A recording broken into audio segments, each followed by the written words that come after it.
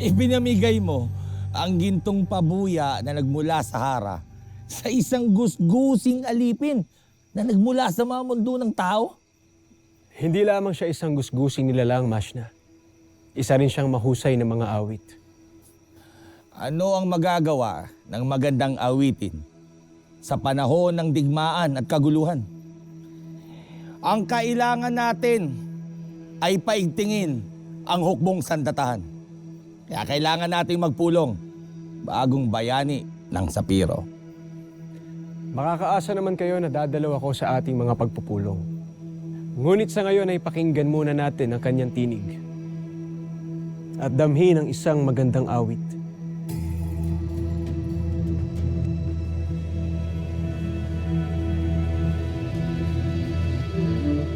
Bangon at maganda na,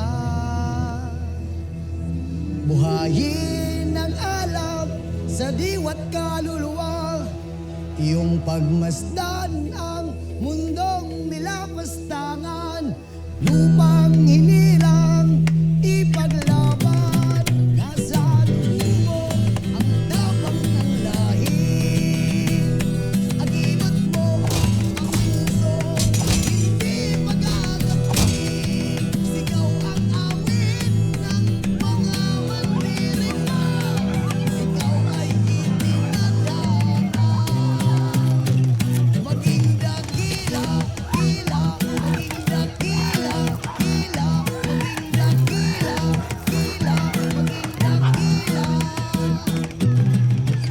Lakas, walang buhay, kapangyarihan,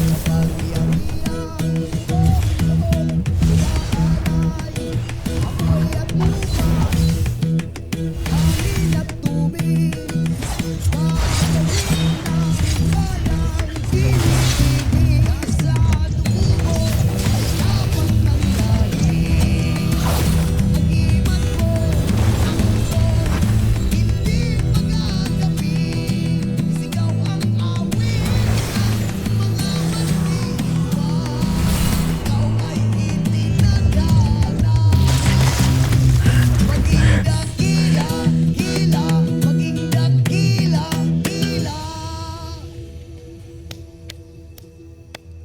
Pasarte, mga awit. Pasarte. Mahal na Hara, mahal na Rama. Agave, ave, Malahara, Malarama. Kami lamang ay nalilibang sa awitin ng dating alipin na ito. Alipin? Mayroon pa rin pa palang mga alipin sa Encantadia sa kabila ng pagpapatupad ng batas laban dito. Maging ako man ay nagulat, mahal na Hara. Sapagkat galing pa pala sa mundo ng mga tao itong si Elias.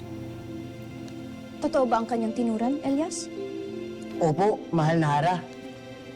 Pinakain ako ng mga bandido ng itim na kanin upang mabuhay dito, upang gawing alipin nila.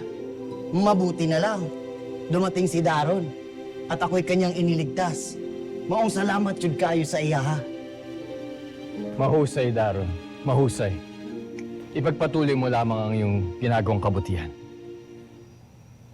Ngayon natin kailangan ng mga awiting nakakabuhay sa ating mga damdamin. Kahit pa tayo na sa kalagitnaan ng pagdidigma laban sa kasamaan. Kaya mahusay ang iyong ginagawa, Elias.